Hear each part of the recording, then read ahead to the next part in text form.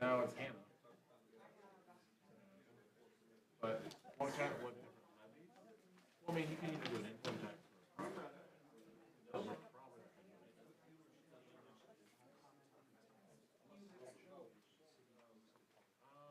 think it guarantees a certain, you can do a bond levy, it guarantees like a certain amount of. So, I got you. I have 5:59. regular levy, All right, it's 6 o'clock. I'm going to call to order the planning committee meeting. All right, the first item on our agenda is the Old Forge ditch. I did talk to Bob today. Mr. Parsons was not able to be here this evening, and neither was Bob, and so they agreed to just table this until June's committee meeting. So we'll be having a discussion, and Bob will provide a report then. So that one's easy. The Parks and Recreation Building, on Tuesday at the Parks meeting, Judy unveiled the drawings for a possible Parks and Rec building. We know that it will not fit on our safety center if that was an option. So they had drawn up, Ted Manfres had drawn up some ideas of other places to put it. Some of the ideas were Havers, the new Osborne Park, Chestnut Hills, City Park. Osborne Park is really not an option because it's just too small to put anything on there. Havers also, just because of the swamplands and the way that it was drawn up, it would be really crammed together. The Chestnut Hills drawings, and I'll have to make sure I get this out to everybody, it was beautiful, just the way that we have the space there. So you would come down past Castle Park, past the playground, and the building would be back behind there. Plus, there'd be room for basketball courts. There'd be room for 3 soccer fields back there, just because of the land the city owns. So it was a nice little sports park rec complex back there. The other option was City Park. However, at City Park, a lot of trees would have to come down. So, yeah, so that was not one of my preferences.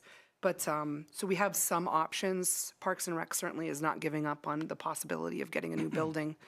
And they recognize that it might not come this time around because the city service buildings need to be done first. But they also want to make sure that we keep having discussion and, you know, that we have serious discussion about the possibility of a new building just because of the rack is not in the best condition.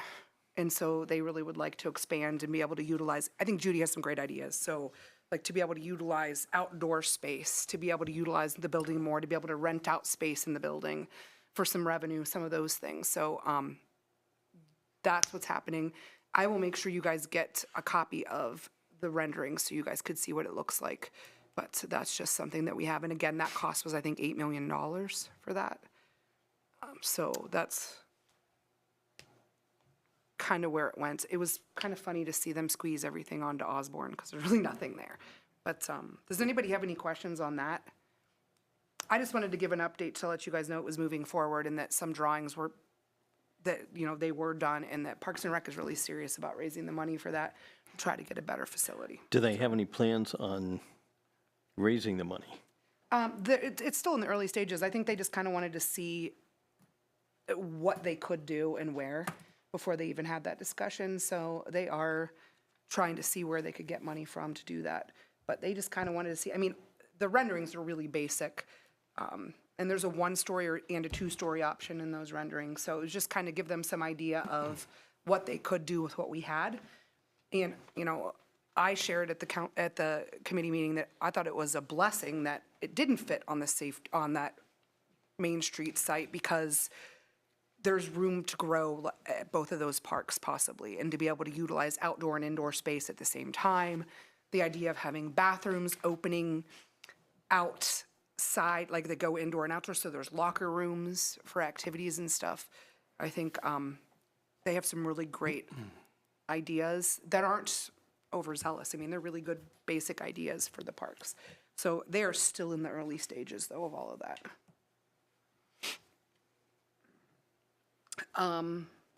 Tim is going to give us a city and safety hall building update. We did get some emails from Bob today, if anybody had a chance to look at them. No. Yeah, he sent everybody some emails out today, renderings of the safety building for fire and police. He had Hummel Construction take a look at the preliminary plans for the safety center. And they came back with a number, some numbers basically, one number in particular, obviously, which is the hard cost of construction and building of the site at $14,900,000. Now, that doesn't include soft costs, which is equipment, furniture, everything involved with it, which is at $1,500,000. So, I mean, it's a design build. You know, the criteria architect for that would cost $110,000. So the total to build that building, including site restoration, development costs, is going to be $16,510,000. That's right now. Yeah. That could change in a year, 2 years, 3 years down the line. So, I haven't. I have not. So that I guess- obviously needs to be done. Yeah. For sure. I know, when Brookfield did theirs, when I reached out to the trustee Koya, he had told me that they were able to receive quite a bit of money. I'm pretty sure, and I can't remember all the different ones. I just wondered if anyone had, reached out to other places that have recently built to see some of the funding sources that they went after. I mean, that's something that definitely needs to be done. I mean, police as well as fire. Yeah, we're hoping. Do you know who would be the one doing that? I'm not sure. Bob's taking care of that, so I don't know who would be the design builder. We'll be working also with him on that. You can't make any of these decisions without talking to these folks. Oh, Yeah. absolutely. Well, no, and I guess my question is, as far as this goes, we have really great ideas for a parks building, we have really great ideas for our safety buildings. We need a roof at the street department. As far as funding how are we prioritizing this, or how are we organizing all of this so we can make sure that we're getting these things done the way they need to be done? Do we have a plan? That's why I had wondered a while back to have an actual manager oversee, and that be their only job, like a project manager. Where, that is their only, whether you outsource that, as a contractor to actually do that versus, having it done here when everyone has their own jobs that they, are responsible for. How effective would that be? And I think everybody wants their job to get done and they think it's important, but we really need to sit back and look and see what needs to be done first and what maybe needs to scale back a little bit, what needs to be done in 5 years, in 10 years, and I don't think we've ever really had. Yes, there has been plans along those lines. A lot of it has to do when you start budgeting. Sure, But we didn't, keep in mind that 5, 6 years ago, we were just struggling to get the city financially sound. This has been something that we've talked about, and I agree with Amy that when you're starting construction, that there should be somebody that oversees that. Now, as well as you plan those things, it's only as good as the person you find with that. Because I can remember when the high school did this, and then some things were found not quite right. Everybody disappeared, including the people that promised the money would be there. So I still we want to have involvement, Bob involved with it, but you will have a site manager to keep things going with that. The part of the end of the plan is that we just paid off the building, the rock that's down on Oakwood. That went through a number of things. We had the Ohio Department Transportation was there for a while, and that enabled us to have some savings. They paid rent for that.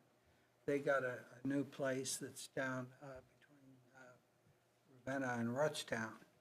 Now, anytime you have flat roofs, you can expect to fix them.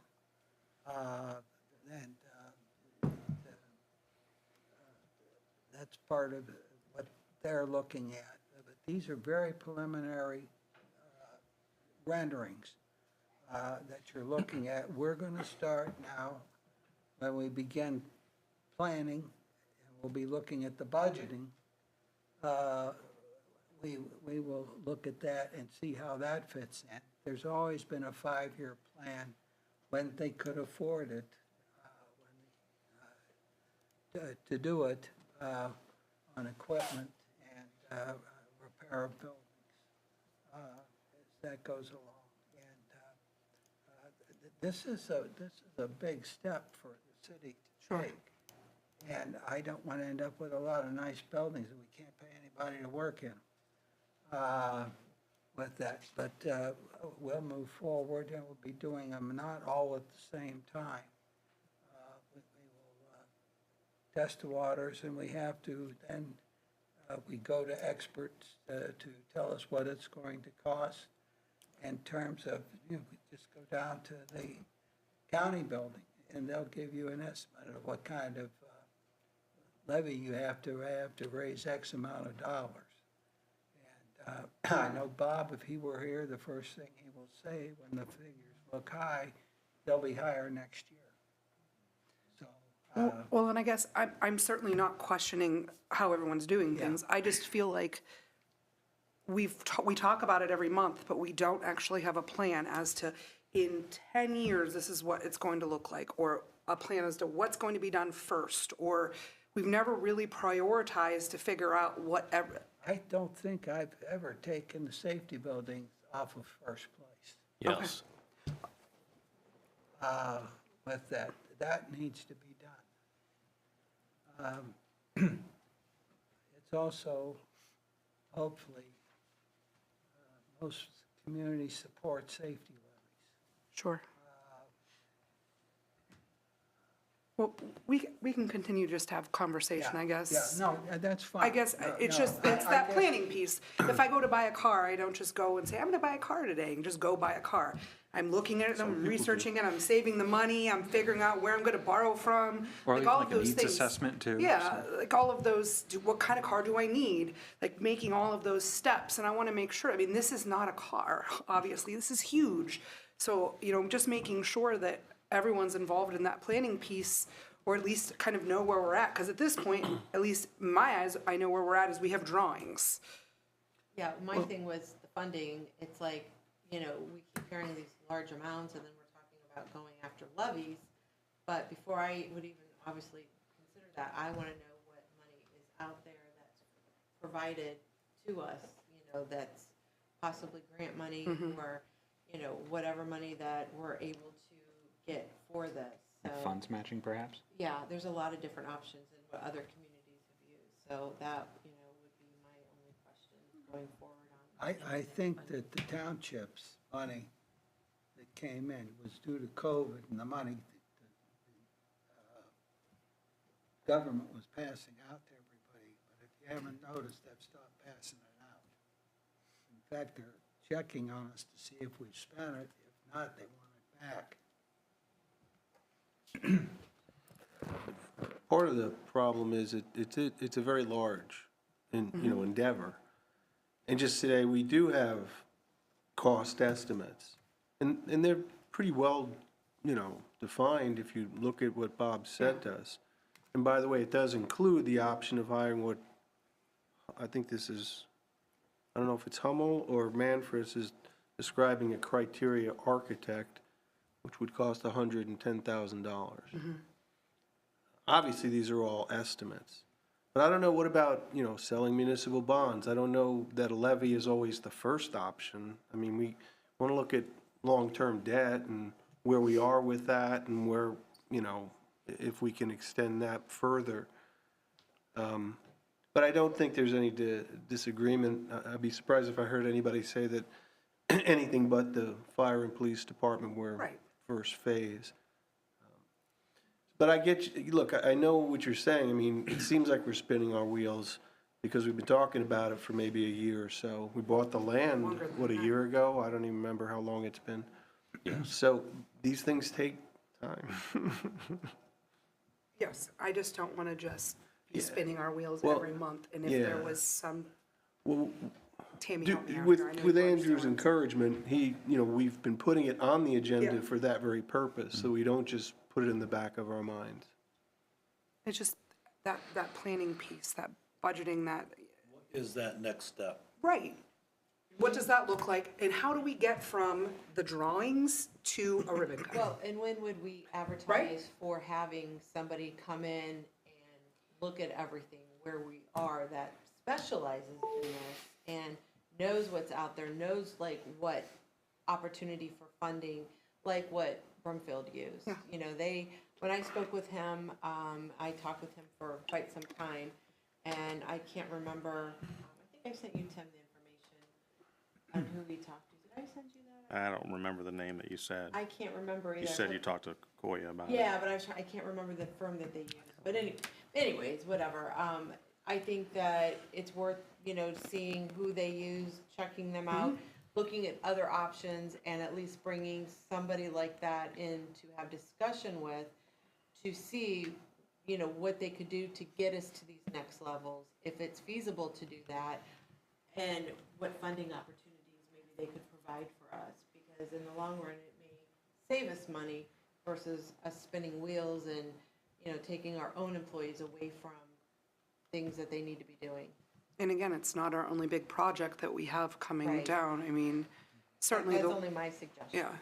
Yeah, may I suggest, we're gonna be working on the 2025 budget soon, so maybe with the help of the mayor, Tim, we can talk about some of these things a little more and get something for the next committee meeting. Great. When Bob's back and we can talk about it. We Thank have to do the same thing that you do when you're gonna buy a car. Yes, I know, yeah. We just decided to What- go buy one. Yeah, but we're looking at how much is the payment Yeah. we can afford to make. Which makes Measure absolute that sense. against their estimate on that, to get us into where we're comfortable we can do it without destroying the rest of what's going on. Right. And I was going to say, you mentioned the street department building. I was down there recently, and the roof is, I'll just say it's worse than bad. And there's some other parts of the building that need some attention along with that. And So I think as a city overall, looking to see what are our priority projects. That's and a what we big need one, to- right? Yeah. Yeah, that's a big one right there that needs attention soon. The street garage is already budgeted to be done this year, The whole thing? basically, yes. Okay. 900,000's in the budget for that this year, in Yeah, 24. there's Okay. 900,000. Okay, I didn't know it was the whole thing going to be done. Yeah.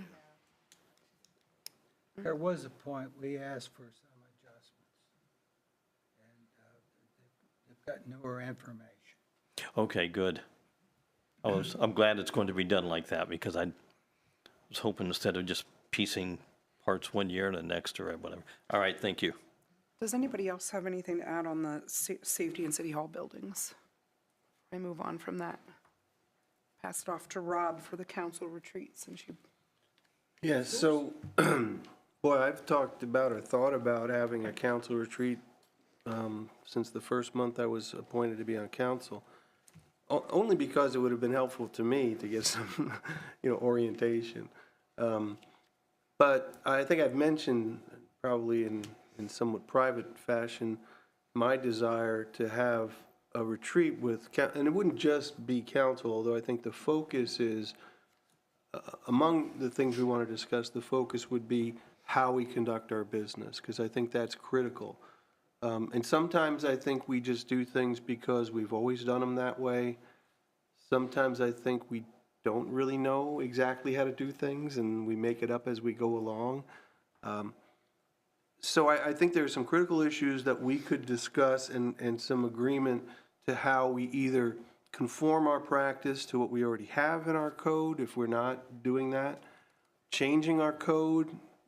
You brought up interesting ideas like maybe every month, a regular meeting at the report, section, we have one of our department heads give us some education or something like. So, I mean, there's all kinds of ideas that we can generate from just maybe a setting outside the city, maybe not too far. We're not gonna take a road trip or anything. But maybe if we could all get into a space that's, you know, a little bit away from our normal environment, where we can just brainstorm, go over some critical ideas, in addition to how we do our business, how we can maybe better communicate and, you know, get input from our residents. We do get input from people, I mean, some of them are sitting here, but we don't get input from a lot of other people, you know? So what are the mechanisms we can use or practices other communities adopt for seeking input from their residents? Things like that. Other ideas, because I'm sure all of you have great ideas. And one of the things I'd ask is for all of you to be thinking about this. And I'm not saying we're going to do this right now, but maybe sometime during the middle of the summer or so, as we plan this, be thinking about what initiatives can council develop that we can, you know, move forward to advance the city. We often, and I don't think it's any secret to anybody up here, play the role as reactors. You know, people throw us things to vote on, or you to vote on now. And you know, that's fine, that's the way we have to do business. Council is a decision-making body. But I do think there's a strategic component to the council that we sometimes ignore. We're not, I mean, we're doing a comprehensive plan, and that's something council, specifically Ms. Wood, brought to the table. And I have a few ideas that I'd like to bounce off of people. So I don't know, at this point, all I'm suggesting is to get input or buy-in for having a retreat. And if anybody has any concerns about that, it would have to be a public meeting. So we'd have to be open to the press or anybody else who wanted to attend. I would ask that we have some control over it and that it not just be a free-for-all, but really be something that council gets engaged in. And so I'll think about, and you can provide me with some help about structure. Any thoughts about that? And this isn't new. I mean, I have talked about this either individually or collectively to most people here. I had talked with Andrew about this a while back. It was probably in November. And I had recommended Portage DD to use for a place to do the meeting because it has the technology set up to where it could be recorded. It's all good to go, and it would be nice to be able to see how someone else has their technology set up. So I did talk to our superintendent, and he said that would be not a problem to just give him a date that we could use the board office at Portage DD, which is right on Brady Lake Road, so we wouldn't have to travel very far. So that's an option that's still available. And that would, that's kind of what I was talking about. Something out of the city, but not too far away. And something, I think, a place where we'd still feel some familiarity. Anybody have any other ideas, concerns about doing something like this? I think it's generally a good idea. In healthcare, they often use interdisciplinary teams to kind of share ideas, get better ideas to tackle different problems, brainstorm, things like that. So the more perspectives we get, the wiser the decision we can make. Okay, good, thanks. All right, well, then I'll be working with Chelsea on some of the logistics, and I appreciate that we have at least one option for a location. So we'll talk. One of the things we'll want to do is collect people's like vacation plans, because I do want to make sure everyone is included. So maybe that'll be the next step, to pick a date, pick a place, and then we can talk about the general structure of how we conduct ourselves. I would suggest a retreat is not just an hour-long event, so be prepared for almost a day-long, That's a retreat. Have you ever been to a retreat before? No worry, we're not going to get into, robes or anything like that. Yeah, but I mean, if we're doing it though on a weekend. No, yeah, it would be a weekend for sure. Oh, is that? Well, maybe not.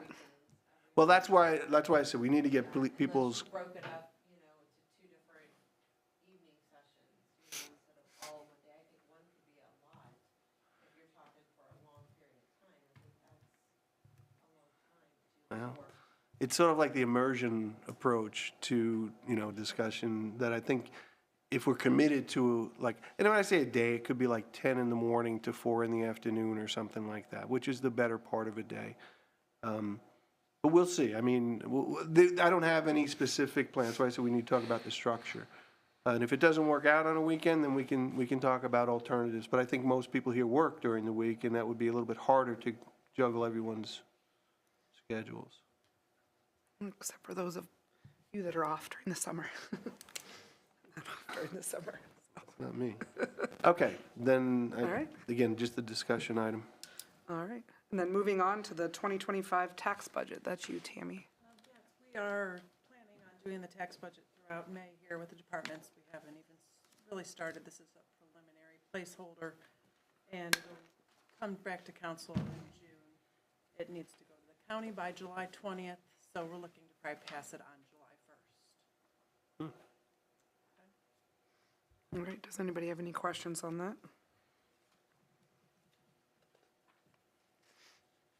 All right. Then I will end the planning committee meeting at 6:25 PM. Okay, at 6:25, I'm going to call Community and Economic Development Committee. I'm covering for Ms. Wood tonight. She is out this evening. We just have a couple items on the agenda tonight and possibly an update. They're pretty much pretty easy things to discuss tonight. Nothing really hard or housekeeping issues. The annual tax incentive review council minutes, also known as the TIRC. She said it's annual housekeeping, all we have to review and approve. So I believe, Brian, you sent out the minutes, and we just need to approve them. Any questions, we could talk about at the next meeting, but, we just need to approve them and go forward. It's just a housekeeping issue. Yes, we're just approving the minutes of that meeting. It's held annually. The city, the school district, Portage County Economic Development people sit in on it. And all they're doing is reviewing the abatement agreements and the breaks that we've given people and whether those agreements should continue or not. And if you look at the minutes, it was a very routine meeting. Nothing new came out of it at all. And almost every agreement was just continued or still put in its postponement phase. So yeah, I'm move it forward. Yeah. Okay, we'll go ahead and move that forward. And the CHIP grant application, it is a partnership with the county, Streetsboro, Ravenna, and Ravenna as the lead.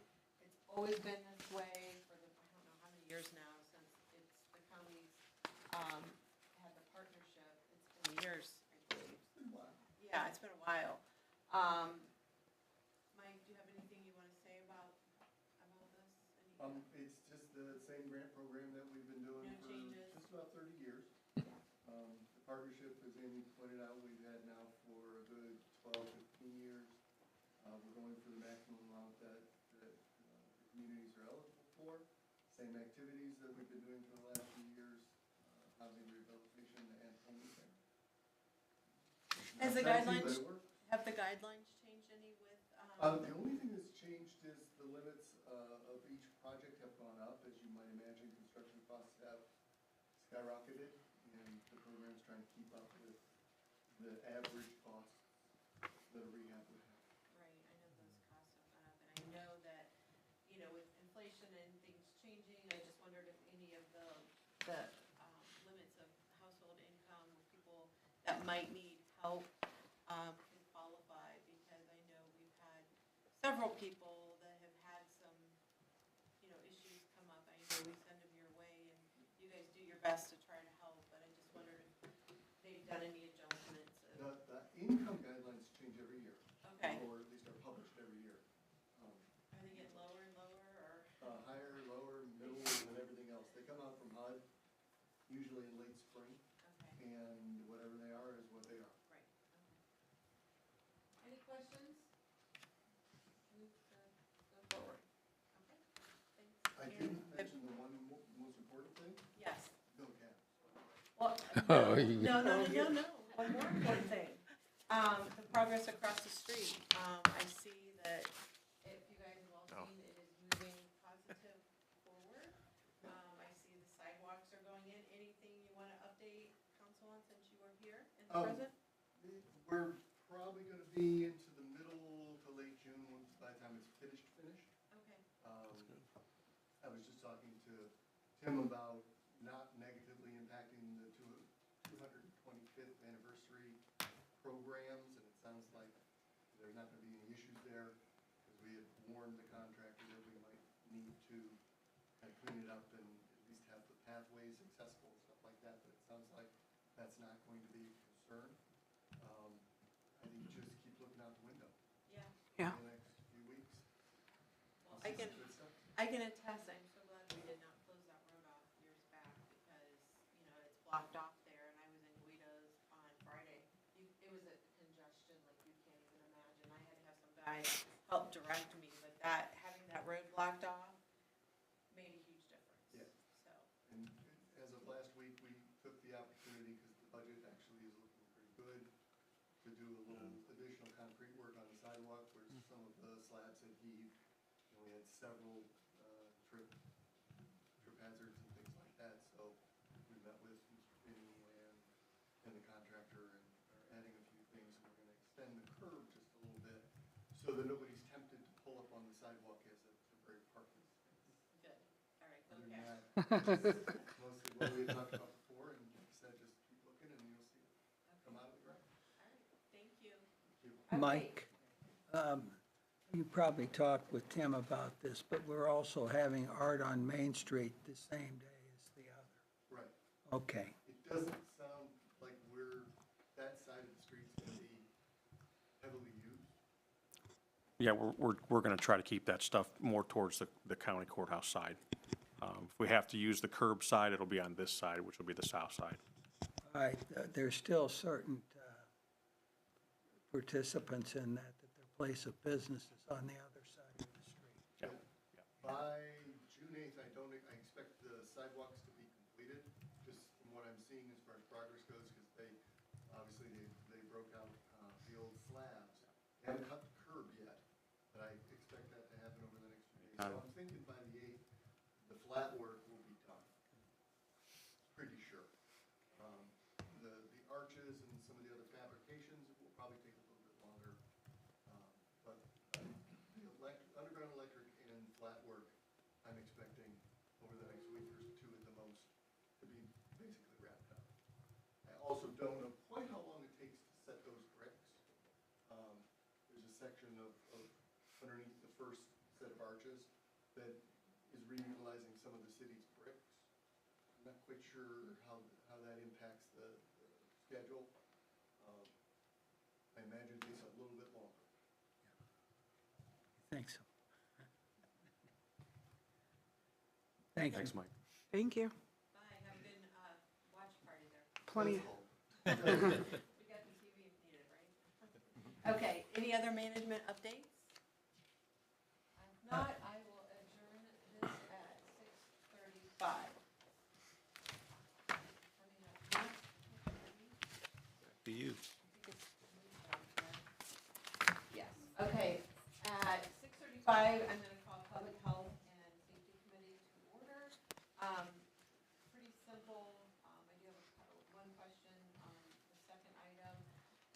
First item is a $3,000 anonymous donation to the Police Canine Fund.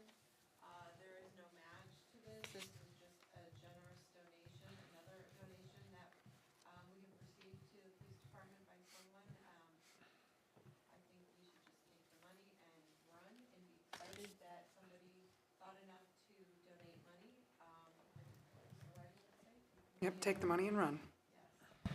Anyone have any questions? Good to go. Okay. Yep, we'll go ahead and move that forward.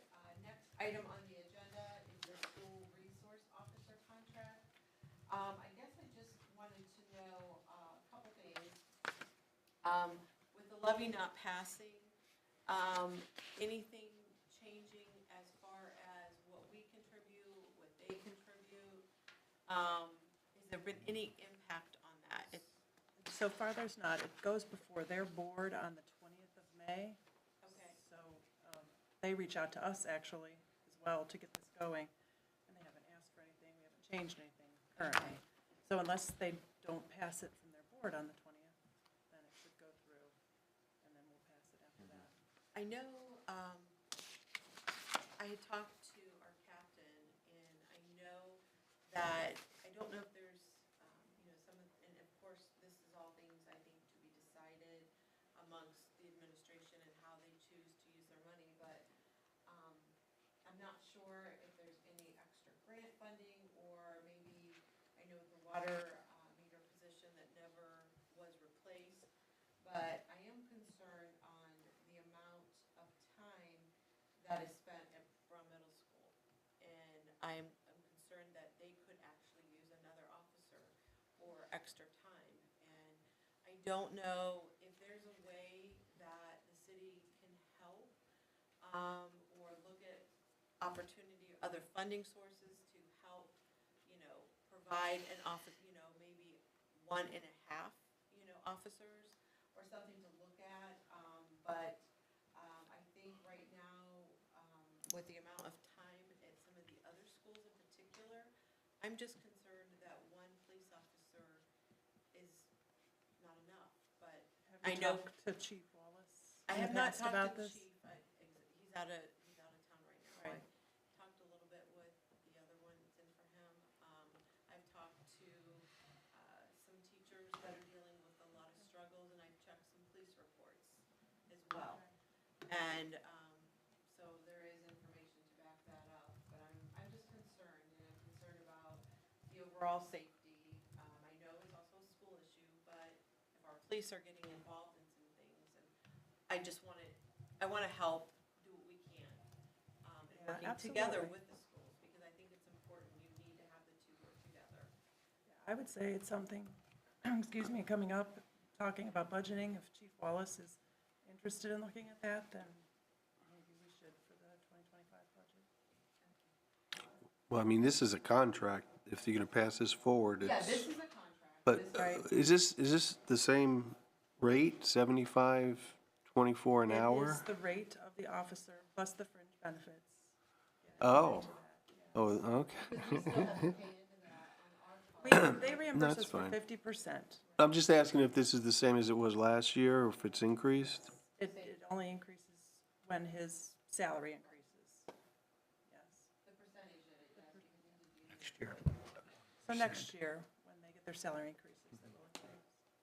Okay, all right, that's, I mean, so this pretty much covers this particular one, but I did want to bring that up about the contract, and if there's a way at all to ever look at extra help if needed for that.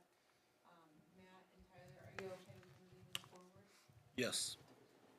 Thank you.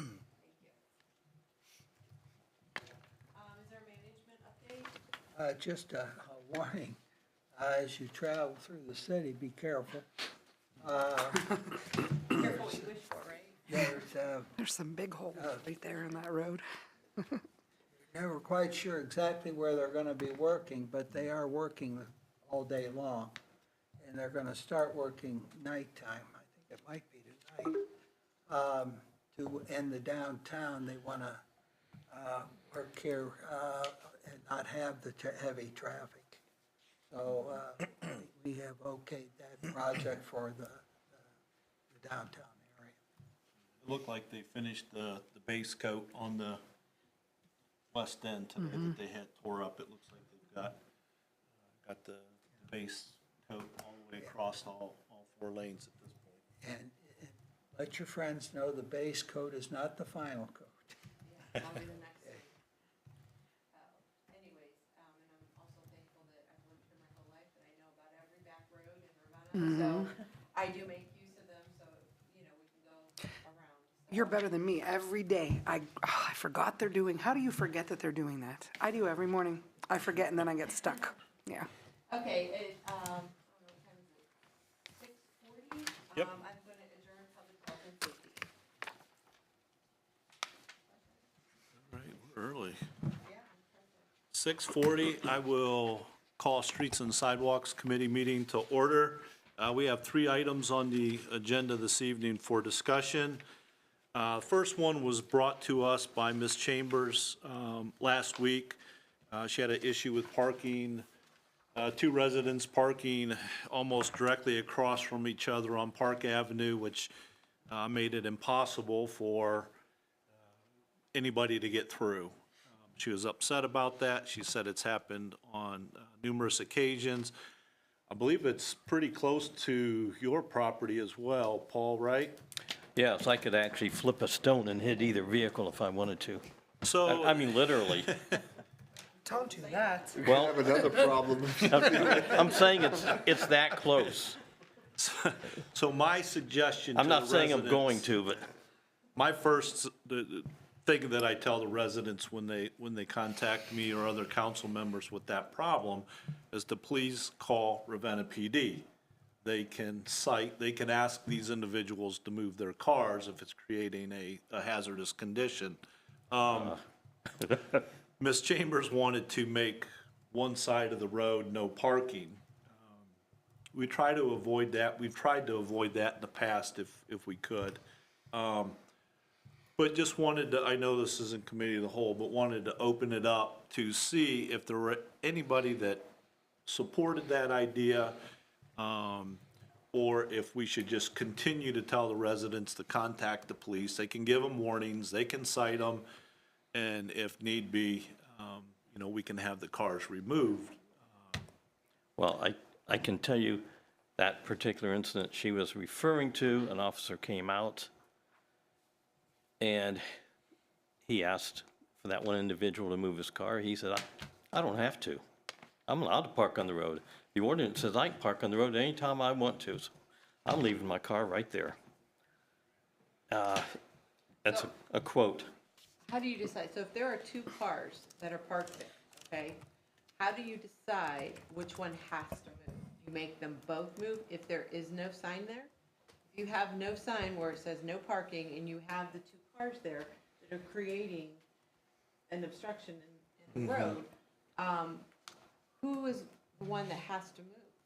A good So question. I think that if you have a sign only parking on one side, if the neighbors can't, I mean, if there's enough incidents on that street, and if the neighbors aren't willing to listen to the police or showing that, they're gonna cause issues and causing our police to go out there multiple times, I don't know how many times the police have been called, so I guess that would be to see how many times they've actually been called there. But, at some point, then you, I think, have to have it in black and white for some people, or only parking one side of the street due to safety concerns. Then the police would be able to ticket them if it says only to the right side or to the left side of the street. But if you have two people parking on the road, who are you gonna make move? You request both of them to move That's at that what was, point. that's what was done. And if they can't make contact with the residents, we have the authority, I believe, to have those vehicles towed if they've blocked Yes. that road. A question that I had on it is, the situation has been like this for years, where it's parking was allowed on both sides of the road. For years, it has been that way. So is this issue just because of these two neighbors that are parking their cars just opposite each other? Are they moving into the road and not moving all the way to the edge? There's not curbs there on that street. And so that's what my question was. We've had it all this time. Is that part of the issue? And do we as a city have a rule about if the street is 28 feet, you can park on both sides, but if it's 20 feet, you can only park on one side?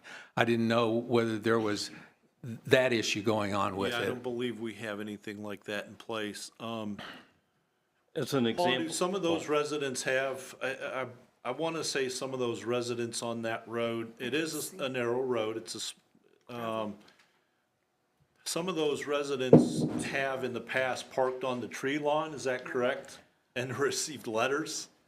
So now they park in the road instead of Well, on the tree lawn. So actually, it's kind of they've had limestone there. they've actually had it converted. I'm going to say it's been there for, best way I can describe as decades. There are two residents that have limestone. They have parked there, they have received letters that if they don't stop, then they'll get fined. So we've kind of gone full circle with the no tree lawn parking. So they're trying to obey the law by parking in the street, but now they're parking across from each other and creating a hazard that nobody could get through. And So, in the picture, the van was parked there first that day. The car blatantly parked straight across from the van. And I've seen this on other streets too, so I'm not saying it's isolated only, that when you have an empty driveway or one vehicle in the driveway and someone decides, I'm allowed to park on the street, so I'm just going to do it for convenience. And As long as they're not impeding traffic, then it's not that big of a deal. But if you're But- parking and impeding traffic, certainly. But just like yesterday, I had seen, there were two cars, this time they were staggered. There was a guy with a truck with looked like an 8-foot bed pulling a trailer. It wasn't a real short 6 or 8 foot trailer, it was much longer. He could barely get between those vehicles even though they were staggered. And the thing of it is, what's annoying to a lot of people, when you have a driveway that's either completely open or only one vehicle in it, and someone blatantly parks on the road, and what Mrs. Chambers mentioned, she says she invites her Her whole kids and family down, yeah. yes, and they all fit in the driveway. So I've had complaints on another street before, and I've just called the non-emergency number and talked to dispatch and just said, hey, if there's an officer available, can you please just send them out there? And they've gone out and they've talked to folks and had them move their vehicles.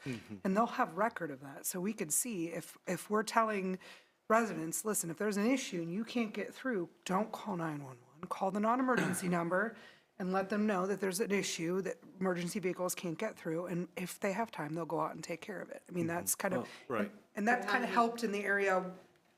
Well, what the problem is, some people are concerned that if you have an emergency vehicle that has to come through like that, and when you call the police department, sure, sometimes an officer can come out now. I think most sometimes- times they respond pretty, Well, it So, depends on what I other think calls there's are on. there's a I've seen- misunderstanding. This is not allowed. Yes, There is a section 452.12, parking in alleys and narrow streets exceptions. And it clearly says, I'm not going to read the whole thing, you can read it yourself, but if you park in a manner that leaves less than 10 feet of width of the roadway for traffic to pass, you're in violation, and you're subject to a citation. So I don't know where the police, when they came out, didn't think they have the right to ticket this guy. And I don't know, I mean, it can be a debate who parked last, I suppose. But regardless, nobody can sit back and say, Right. I could park here. And then, yeah, if there's an emergency vehicle or any vehicle trying to pass and they can't get through, I think either one of those cars could be ticketed. I agree, and that's the way we've always handled it in the past. I'll do a little more homework. I'll reach out to the police department, see if they have a record of number of calls for that area for parking violations. And, and I know on other areas, some residents have called the police department and let them know, I'm having a big get-together. There'll be approximately this many cars and trucks on the street. Approximately during these hours, I'm letting you know, that way if there are any complaints. Otherwise, we have our own vehicles parked on our driveway to eliminate any problems. So when people just blatantly do it, just to say, I can do it, you can't make me move. I think on some of these older streets that are more narrow, I don't think that it's a bad idea to make one side parking. I know on Madison Street, it's one side parking. A lot of these older streets, it's only one side, so I think that if we see an issue and these streets are narrow and there is not a lot of room for safety reasons alone, they should be made one side of the street parking into discussion. or the residents should be cited and learn their lesson. You could go both Right. ways with You it. could, but I mean, I don't think it's a huge deal if you do make a narrow street. It's not gonna be like a huge, change in the neighborhood if it's one side of parking, you know? But again, if the police, wanna enforce that too, that is an option, but I guess it depends how bad it gets and. I'll guys- follow up and see it sounds to me like it's the same two residents. And There may mostly, be a conflict there, and it's primarily the car. so. All right, well, I appreciate everybody's input on that. Next item for discussion, Locust Lane. We've heard comments from the library, we've heard comments from the Millers who own a property on Locust Lane. We've read comments from American Legion. There's some concerns with the project that's taken place at the library. So over the last month, I've been gathering information, reading leases, ordinances, minutes, trying to decipher, in my view, if everything was done according to proper procedure and by law. Since I'm not an attorney, it's been a little difficult. So at this point, because I can look at stuff and read something and interpret it one way, and somebody else can look at it, read it, and maybe interpret it a little bit differently.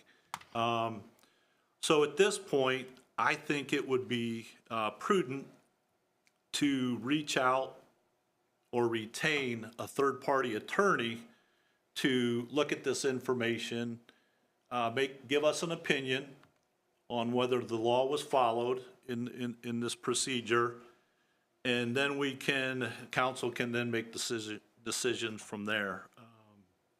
I just don't know which way to go with this at this point. There's a lot of information out there. The original project of the addition of the library, the vacating of Locust Lane, Walnut Street, happened in 2003, 2004 timeframe, so about 20 years ago. So my recommendation at this time is to, again, retain another council member or attorney. And the reason I'm going in that direction is because Mr. Semino has made it clear that he is involved with the library on their board, and it's a little bit of a conflict. So to, I think, preserve the integrity of what we're trying to do here and accomplish and resolve this problem, I believe somebody else should look at this information and give us opinion on it. We have a comment, someone has their hand raised. That's meeting. Oh, yep, sure. I think that it's a good idea to have an attorney look at this. May I also request that you have a traffic engineer look at this at the same time? If we're gonna hire an attorney to look at the legal aspects, hire a traffic engineer to look at the Well, additional. depending on what the attorney, if we go that route, what the attorney determines, we'll look at other options at that point. Even if everything legally was followed, the additional traffic on that short, small, old street is not sustainable. I've told the council before, and I've told the mayor, I've told everyone, I'm not gonna sue the city for that. However, the first person that has an accident back there, whether it's a fender bender, God forbid if somebody's crippled or killed because of this situation, I will be the first one in line to speak for them. Thank you. Welcome. Absolutely.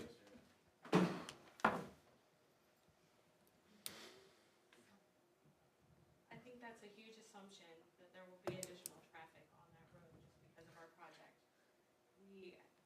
Most of the people who use our driveway don't want to get out of their cars. That's why they're using the drive-through to drop off books or pick up books.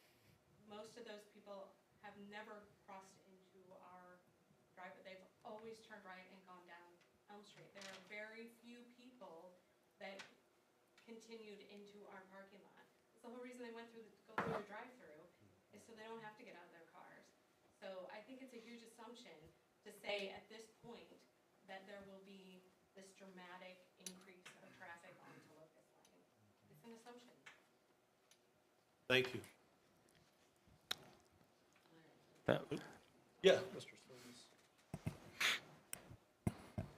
I would like to present a compromise that might help both the library and the Millers and the environment. Thank you. I'm suggesting, since the library does not have a recycling bin in their current plan, that they put a recycling bin on the west side of the little gas company building.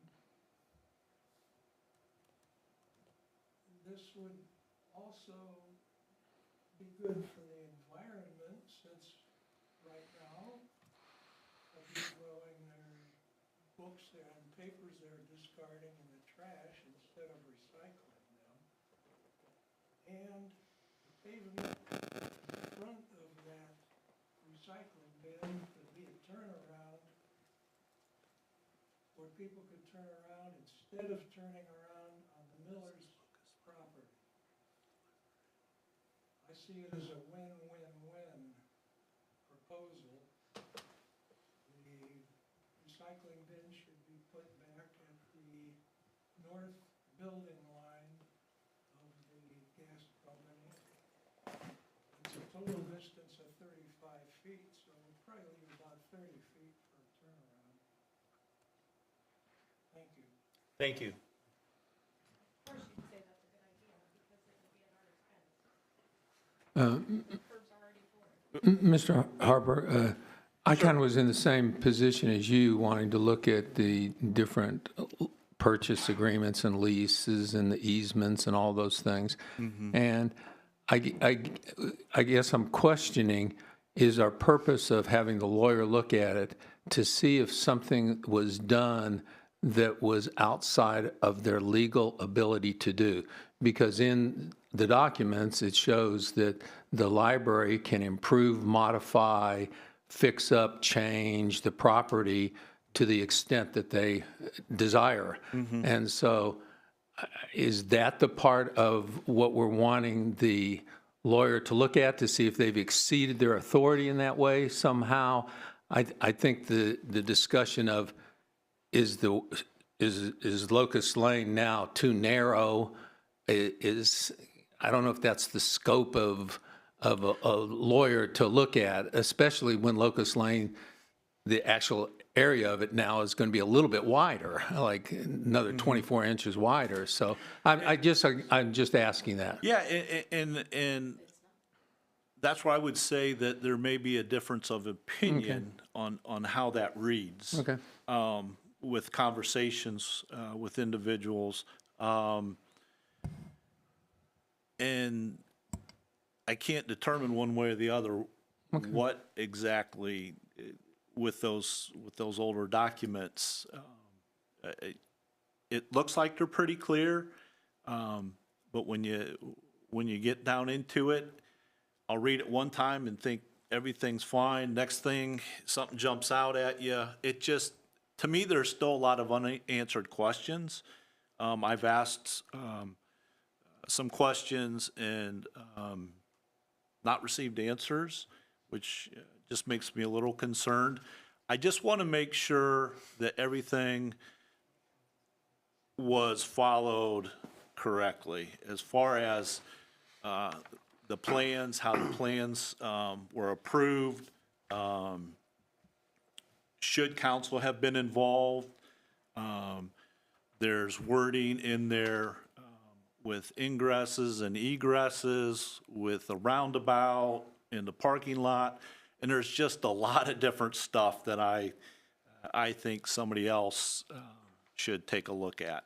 If everything's been done by the book and they come back and rule procedure was followed, no laws were broken, I think at that point then we can move on from this. We could then, if council wants to take a look at Locust Lane itself, the section that the city still owns, if there's something that we want to do to make that a safer area, I think we could address that at that time. But I think somebody needs to look at it first.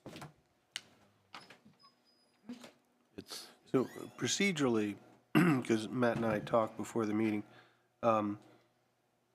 this would require council action, that is to hire an attorney to do this.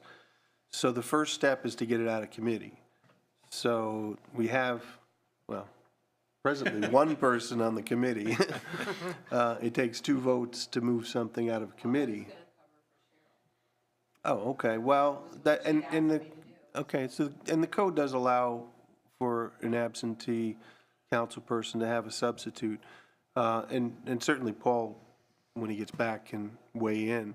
But as long as there's 2 people on the committee who want to do that, that is to recommend hiring an attorney, then it'll proceed to the council of the whole, and then we'll all get, well, you'll all get a chance to decide to whether or not you want to put it on the agenda. So if it passes those 2 hurdles, then the last one would be to, vote at a regular meeting to do that. What Matt and I thought might be a good idea, just to keep it on track, would be once it gets past the committee of the whole, then we could inquire about a specific lawyer to do this. And I'm sure we all know some, right? And get a recommendation so that when we comes to, if it comes to a vote by council, we're actually hiring somebody at that moment. Does that sound like a fair process? I would hate to hold anything up as far as, there's so much work that they're doing, so the quicker we can. Right. I think that this way it's black and white and nobody can assume we can, Now, I don't know what the budget, where the money comes from, but we'll have There's usually a to. little bit written in the budget for lawyers, yes. Yeah, there's lawyer do we know fees. what that is? Not looking right off the top of my head, if you know Okay. what. Yeah, and we don't know exactly how much it would cost, but we would probably want to get an estimate from an attorney. May I ask for arbitration instead of an attorney? No, this is, we're not at a No. conflict stage where an independent person needs to come in. This is just the council deciding whether or not we want to have a consultant lawyer give us some advice. Is everybody okay with that process? Then it's just you taking a little vote to see if it gets out of committee. Paul, would you be for or against that proposal? Yes, to have someone in the middle just to analyze the whole thing. Ms. Michael? since I've been for Cheryl, absolutely. So we will go ahead and move that forward, and it will be at committee of the whole next week. And if it passes there, we'll start to look at attorneys to bring in. Thank you. Last item on the agenda for discussion. I thought Mr. Finney was really going to push me for an answer on this this month, but he didn't want it. So it's the traffic light at King and Main. So after our last discussion and the information that was provided with the study, I sat down with the school superintendent, assistant superintendent, and the director of building operations, and had a discussion with them. And actually, surprisingly, none of the 3 really pushed to keep the traffic light. They were in favor of the pedestrian hybrid beacon rather than just the yellow flashing crossing signs. If you remember Mr. Finney explaining the beacon, it has a pole, it's like a traffic light, and there's 3 signals on there on one mount. And by law, when that turns red, traffic has to stop if it's activated. If it's not activated, it'll just stay blank. No yellow, no red, it'll just be blank, and traffic can flow as normal. When it's activated, the yellow comes on, then the reds flash, then the reds go solid, and that's when the pedestrians cross. They indicated that 2 buses come out of that road after school. They said they could reroute those if need be, and they would try to encourage children that are walking to use the Diamond Street, Main Street intersection, which they do have a crossing guard there. And at the peak times, when most kids will be traveling to and from school, the school signals will be activated anyway, and it'll be dropped down to a 20-mile-per-hour zone for the most active times. But if someone does want to cross, they can activate a signal, and cars will have to stop, so. Since we had that presentation by the traffic consultant, I had an opportunity to look at the videos of the different ones, the different systems.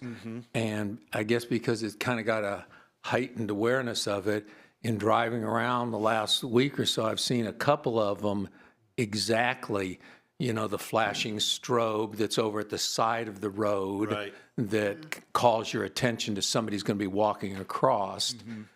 And I agree with them about that's a little minimalistic, although it does very much get your attention. I don't know if it really emphasizes so much that you have to stop. But the second one with the lights, the 2 red at the top, the yellow below it, seems very much like a traffic light to have Pearson stop. It starts flashing the yellow on the bottom, flashing, and then it goes to a solid yellow, and then it flips to red. And it looks like a traffic light. And so it seems like a very good system that is not a regular traffic light, but is not that minimalistic, just flashing strobe. I do know that the one bad thing about them is they do not control traffic flow as far as the speed. So, when you are at the school and you do have a school with a light, even though the study does show, that you don't need a light there because of the amount of kids that they watched, as long as you have a school there, it does warrant, to have a traffic light. You don't need to have a study because the law says that the school would govern any type of study. So, Are we sure that that's what it said? Because my understanding on the presentation, what Bob talked about, is that the light is no longer justified. it is for the school, Yeah, and I don't, yeah, I don't know. I don't know if I agree that that's true or not, but you can say that, but it seems to be a little bit different than what Bob and the traffic person told us. And I touched base with the traffic person afterwards and asked some questions about some of the things, and I didn't hear that either. Just for clarification, I think, maybe I'm wrong, but I think, Ms. Bakke, you're saying we can have one if we want to, but it doesn't require us to have one. But I'm saying, Okay. Right. if by having a school there, the school, when you have a school there, you do not have to have a study or any of this, that having that school there, it warrants the right to have a traffic light. So, and that is. Yeah, I don't think that's ever been under debate. Even Bob said, if you want to keep the light, But you she can. said, when it was brought up on the fact that, you could be sued and blah, blah, blah. Well, that was a separate, that was a separate liability. I don't remember exactly what the liability was there. I'm just saying. If you had a light and it wasn't warranted and it created a problem, Yeah, or traffic an accident, problem, Oh, it's, okay. and the people that were in the accident realized that light wasn't warranted, because of the study. there could be a, Oh, well, yeah, she may Well, not have been Anyways, correct on but that. but going conflicting with that is what I am telling you, and that's just, everyone, like I said, you can vote on it. I'm still against I'm sorry, but the kids, to me, one child, one elderly person is priceless. And I see people walk through and those, lights do not control the speed limit or the speed flow of traffic that we're gonna be putting in there. All they do is they work to, for a crossing, but the speed flow will still continue in that area, so. Well, how does a It's regular against the light? law for us to control speed by Correct. adding stop signs or stop sign lights where they're unnecessary. It's against the law to do that, to control that Matt, I situation. have a question. How long have we been doing the construction on Main Street, the paving? Has it been 3 weeks now? It's been torn up 2 weeks? Oh, yeah, I'd say probably they started on the east end Yeah. 3 So weeks ago. that or so. traffic light has not operated for 2 weeks. Yeah, it's been flashing for 2 probably weeks, 2 right? weeks now. And we've had, People out there directing traffic too. You've had sure, people out there working. but there hasn't been any complaints from residents about it, or, I mean, They've had people telling people when to go and when to stop, so it hasn't, But- people haven't been going free. But isn't that what the new device is designed to do? correct. The device will stop traffic if someone wants to cross it. Right. Yes. Someone wants to Yeah, And so it's- I don't it's know a how light. that makes it any different in terms of the speed of a vehicle. I'm not sure I understand your point. So I'm saying that the cars will maintain a consistent flow, okay, they can go, how can I explain this? So that light will only change if somebody has to, Right, when they come, okay, Cross. when they wanna Right. cross. Yeah, when they push a button. right. But normally the light will do that periodically and change the flow of traffic. Well, I don't know if I agree with that, because if I'm driving, yeah, and there's a red light, I'm gonna stop. If there's not a red light, I'm not gonna slow down. Well, I think as long as people obey the speed limit, I don't know that there's a difference. But Anyways, it's, like I said, that, I've always been a strong no on that, and, that's my opinion, but you guys go ahead and. Well, it's still just in committee for discussion So tonight. Bob It will didn't want to move anything forward? He didn't, Oh, he okay. didn't emphasize that it needed to move forward. He didn't reach out to Mayor Chelsea to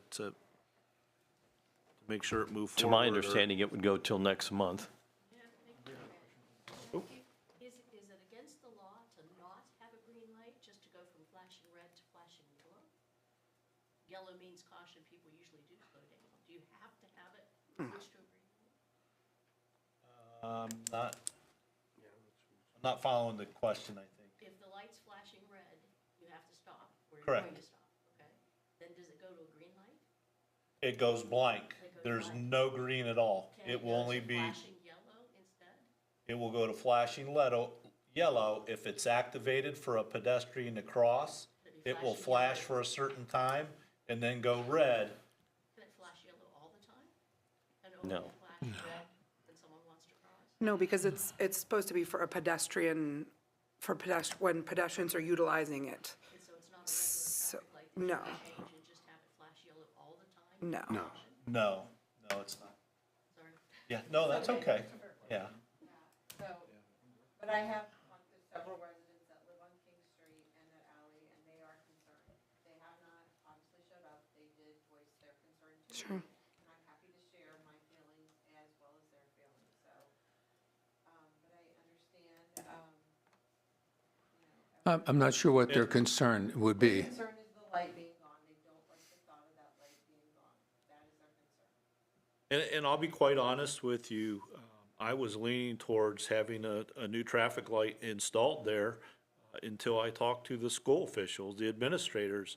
And none of the three were adamant that that light stayed. So, again, since this is in just for discussion, I will reach out to them again one more time before we attempt to next move week. this forward next month and next just reaffirm their position on that, so. And my one vote won't change anything, but I will vote the way I feel that I need to vote. That's fair. And you may not be the only one that feels that way, so. Mr. Harper? Yes. Do I recall an email from Finney saying that he needed a decision fairly quick because the electric company or something needed to move a pole there? Or, Before the end of all this construction takes place, there's still some things that are gonna happen with that section before so he says we have time. he said time. And Okay. Chelsea, can you please confirm that he did say that for this month? He didn't, yeah. When we talked, he said he didn't call, he didn't put it on. He didn't, yeah, he didn't. Okay. Yeah. So, but I would say next month would be, this will be our last discussion before we come up Well, with a decision. if there's some reason that it has to be done one way or another before, the paving or whatever, we can always schedule a special meeting to address it. And we could choose to put nothing there if it's unwarranted. Well, I don't think anybody's gonna But I'm be in just saying, favor of we- that. But yeah, just to understand the whole scenario. It's up to us at this point. Okay, any other comments? We have a management update? No? Okay.